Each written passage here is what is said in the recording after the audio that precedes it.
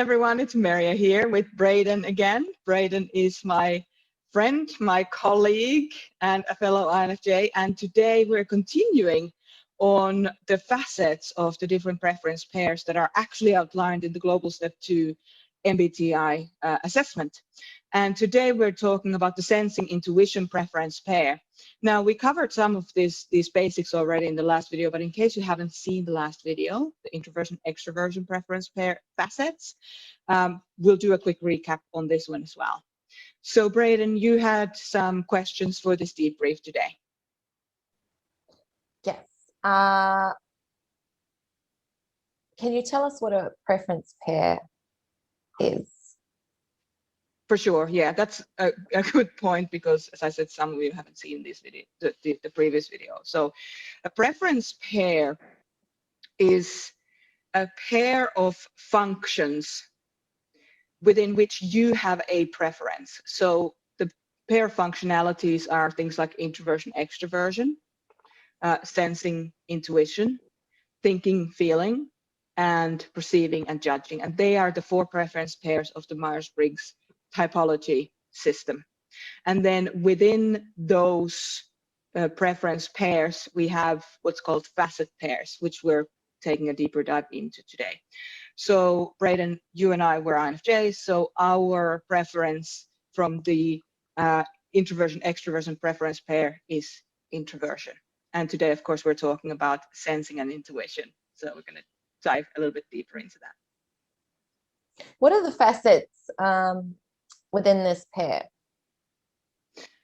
Brilliant. So I might share my my assessment results again so we can look at those facets in more detail. So just one moment, I'll do a little screen share here.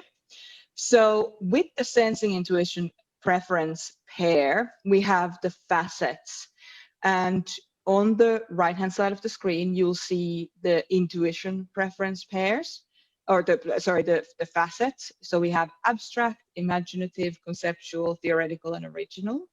And then on the left-hand side of the screen there, you'll see the sensing facets. So concrete, realistic, practical, experiential, and traditional. And much like with the preference pair, sensing and intuition, we have facet pairs. So they're like each end of one stick. So on one hand, we have concrete, and then on the other hand, we have abstract. In one hand, we have realistic, and other hand, we have imaginative, and so on. So those are the facets that are actually relating to both sensing and intuition.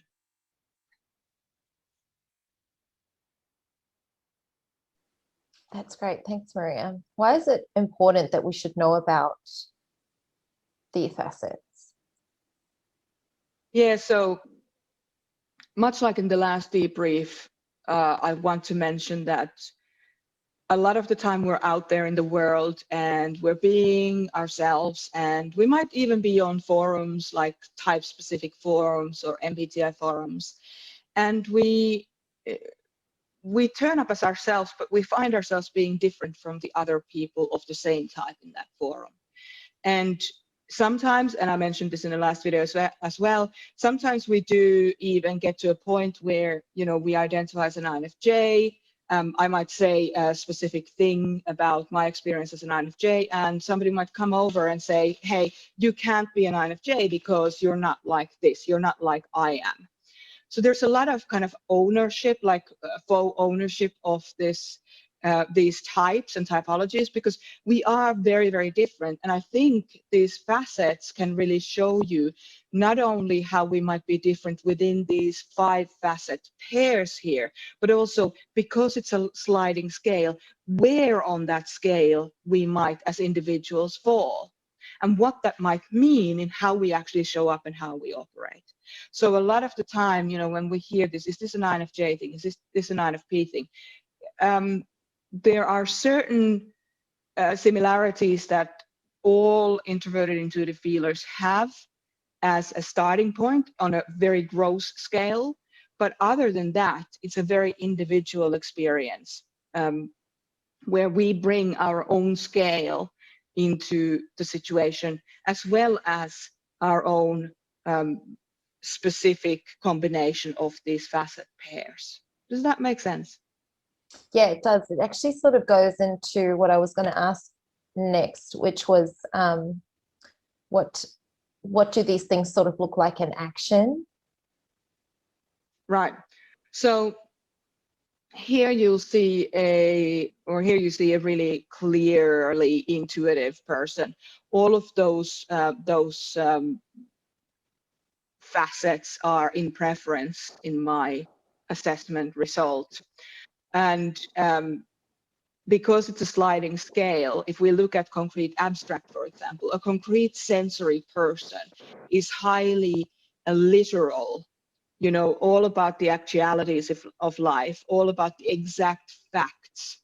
So one of the pictures I show in the group assessment or the self-assessment workshop is a picture of 3 horses. And they're all different color. They're all kind of bunched together. They're all different color, and they all have a little bit different facial expressions. So a concrete, literal person would look at that picture and say, there are 3 horses there. One is this color, one is this color, one is this color. One's eyes are open a little bit, the other ones are a little bit more, the other ones are a little bit more. So it's very much about what the exact facts of that picture are. Whereas an abstract person would look at that picture, they're all about the figurative, the symbolic, the possibilities that are going on. And so an abstract person would look at that picture and say, oh my goodness, those horses are feeling really like they belong together, and they're having a good relaxing time together. And it looks like they're in this really big paddock, and maybe they've come in for some food. And so the abstract person will create a story around the concrete facts that the concrete person has. Does that make sense on that particular pair? Yeah, absolutely. Yeah. So then on the realistic imaginative scale, we look at the realistic is very sensible, very much matter of fact, very, stability seeking, as in, what are the realities of the situation right now, and how do we ground ourselves in this situation? Whereas the intuitive imaginative person is very resourceful, inventive, and even seeks novelty, so seeks like symbolism. So let's just say that we have these 2 people. One is realistic, sensor realistic person, and the other one's really intuitive imaginative person. The realistic sensory person will look at a situation of they've just got their wages, so they have a little bit of extra money. The realistic practical person will put it into savings, because if they can see their savings account accumulate, it gives them a sense of safety and stability. Whereas an imaginative person will take that extra bit of money and buy something that symbolizes something meaningful for them. So for example, there's this book that changed their lives when they were younger, and they haven't got a copy of the book, so they might go and buy that book because now it symbolizes stability for them. So they're both looking for stability in a way, but they're coming about it in a different way. Now, I'm not saying that all realistic sensory people are people who actually save, or all intuitive imaginative people buy books. I'm not saying that at all. It's likely to some degree that tends to be the pattern, but of course that's just an example of how to highlight these 2 differences. Does that make sense on that particular facet pair? Do you have like comments or observations from your perspective? Because I'm always happy to hear what's coming up for you when you're hearing these examples. I think because I'm actually more so in the mid zone, I definitely more so lean towards the imaginative when there is money that is easily disposable. If there isn't, then I tend to favor the realistic side. So it's in varying degrees. Yeah. Right. And if you are closer to the mid zones, you can see here that I'm kind of in preference with the imaginative as well as the abstract. I'm a lot more likely to look for that symbolism, and that gives me that energy to keep going forward and to keep doing the things that need to be done. But as you can see as well, for me, realistic imaginative facet pair, I'm close to the mid zone, or getting kind of creeping closer to the mid zone. I would have exactly the same thing. Like if I'm short on cash and I'm getting paid, ain't anything extra going to be bought that week or that month. It's all going into a space where I know I can create that stability for myself. Whereas somebody else who's highly imaginative will find the stability in the item that they purchase. So yeah, awesome. Shall we talk a little bit about practical conceptual? Yeah, absolutely. Yeah, so the practical person tends to be very results oriented, pragmatic, and applied. So the practical person really thrives in the space of everyday practicalities, everyday chores, keeping space clean and clear and ordered, and knows what needs to happen for the practical day-to-day life to happen. Whereas a conceptual person is very idea-oriented, scholarly, inventive. Whenever I think about the conceptual person, I think about, these Albert Einsteins and these people who are like massively just completely messy, but at the same time, highly productive. So none of these are good or bad. You have amazing capabilities in both. A practical person is almost obsessed with what, like highly practical, like massively practical person, if you have a high score in that, really obsessed with things working in a certain way. So there's this happens, then this happens, then this happens, and these are the things that need to be done in order for these steps to happen. Whereas a conceptual person is like, okay, so this is the end result that I need. What knowledge do I need to gain here in order to reach that end result? So not so much like, what do I need to do in practical terms that I need to get, that I can get there? What do I need to know? Or what new ideas or new ways of doing this old thing are there? So if you have two different people who are cleaning the house, the practical person will apply themselves. They'll continue to do the things that they've always done exactly the way they've always done it, and there's a system for everything.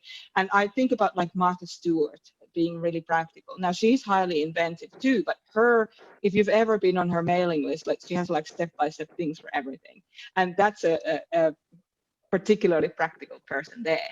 Whereas the conceptual person, before they start cleaning, they actually go online and look for that self-cleaning vacuum cleaner that will just go around the house, so they don't actually have to do it themselves. They'll always look for a better way of doing something. And for me, of course, I'm more conceptual than practical. So I'm always looking for those life hacks on how to keep the house clean. Where do you fit there on that practical conceptual piece? I am in the mid zone, more favored towards practical. So on the 1 scale in the green. Okay. So you're out of preference as an intuitive person there. Yes. How interesting. So are you finding that people who are not perhaps as practical, that you have you ever found yourself in the position where you, for example, offered to help conceptual people clean their houses or organize their houses or stuff? Yes, often. That's really amazing. That's really amazing. I'm very mindful of how challenging particular ways that I would do things would make sense to someone who isn't that way inclined, because mess to me would just doesn't register with me. I can't work in a space like that. But I understand, having been around a lot of senses, particularly those in my family. I assign certain jobs to them, which involves a bit of mess, so that they get out of the way. Right. So you, as a practical intuitive, if you like, you need to, like, you understand that the mess is there, but it's difficult for you to tolerate it in some ways. That you're so order oriented, so like practically applied oriented, that for you, it's not a space where you feel creative. Is that what you're saying? Yeah, there's that. Yeah, absolutely. That too, as well as not coming across in an offensive way towards. That's why it's better that these conceptual people aren't around if I'm in that zone of wanting to clean, for example. Yeah. Right. Excellent. All right. Experiential and theoretical. So this is a really interesting facet pair because the experiential person is all about the hands-on, observable, and they trust experience. So they are the ones who want to have great experiences that are meaningful for them, whereas the theoretical people seek patterns, they're hypothetical, they trust theories. They want to find enjoyable patterns, enjoyable theories. So experiential people are all about the experience of the situation, whereas the theoretical people are all about the pattern or the theory of that experience. And what's really interesting here for me is that I'm actually in the mid zone in the theoretical. So I'm still in preference, but I'm in mid zone, like leaning toward in preference. And I've never seen myself as very experiential person until I did this particular. So this was a discovery for me. And I always thought I was more theoretical than this. But what it's actually shown me is it's highlighted for me how that trust experience piece is actually there. So if I found something to be a really good way of doing something, like if I found that learning to follow a process has given me a pleasurable result, then I am more likely or more likely than I thought to continue doing the same thing over and over and over again. And this is, of course, is great for, say, business, where you want to build a collection of standard operating procedures for your business. So once I've found an operating procedure or operational procedure that works, I'm not going to change it. And this is something where it came up for me that I am actually very experiential in that way. Where do you sit in this experiential theoretical piece? I'm actually out of preference. I'm sitting in the 1 in the mid zone. Okay, on the experiential side. Yes. So you would probably have even more so. You would even be more driven by the experiences that were good as a guiding light for you to continue to do the same if it gave you the results that you wanted. Yeah. That's really interesting. Have you found any kind of personal experiences that relates to in relation to you in particular? I think because I have the tendency to overthink certain situations, I've sort of had to learn to trust the process. And majority of the time when I go to do that, I've noticed that the outcome isn't what I expected. And it's not something I would have predicted sometimes. So yeah. that's a good way of me not going into a very stressed, anxious state. Yeah. So it's almost like you're using it as an anchor to stay in the direction of the day that needs to happen. Yeah. Oh, nice. Okay, I really appreciate your practical examples or first-hand examples of this because it's so helpful. I think there are other people who are really benefiting from us going through this. And if you're tuning into this video and you're finding this helpful, leave us a little message. But yeah, that's really interesting. Let's do the traditional original before we wrap up for today. So traditional person is very conventional, customary, tried and true. So traditional person, I find a really good way of explaining what a traditional person, they're the person who are actually like a traditionalist in whatever they do. So they're the person who'll say, oh, we've always done it this way, so this is the best way because we've always done it this way. And it's like that determines that it's the best way. Now, it might be the best way or it might not be the best way, but it's that sentence, we've always done it this way. Whereas an original person is unconventional, different, and new and unusual. And the original person is all about finding a way that works in their mind, in their perception, works best.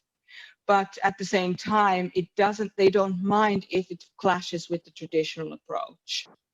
So the original person is always looking for the different or new or unusual way of doing everything. And for me, as you can say there, I'm in the mid zone. So I am quite happy with either traditional or original. I could certainly give you a million ways of doing, of examples of how I operate this. But I think the biggest one that comes up for me is with horsemanship. So I have a traditional horsemanship training in my life. So I went to agricultural college when I was 16. And so between the years of 16 and 24, maybe, I was the scholar of traditional horsemanship. And then I had one of my top horse got injured. And then I had to find different ways because she was injured. I couldn't do the things that I've always done. Whereas now I had to find a different, an original or a new way of doing things. So I changed away from the traditional horsemanship into more natural approach, into more leadership-based type horsemanship, which is, so when I say leadership-based, traditional horse people would say, oh, we have leadership. Of course, we have leadership in ours, but it's more communicational leadership as opposed to here's how we do it. So I went to a more unconventional, different, more flowy, unusual way of interacting with horses.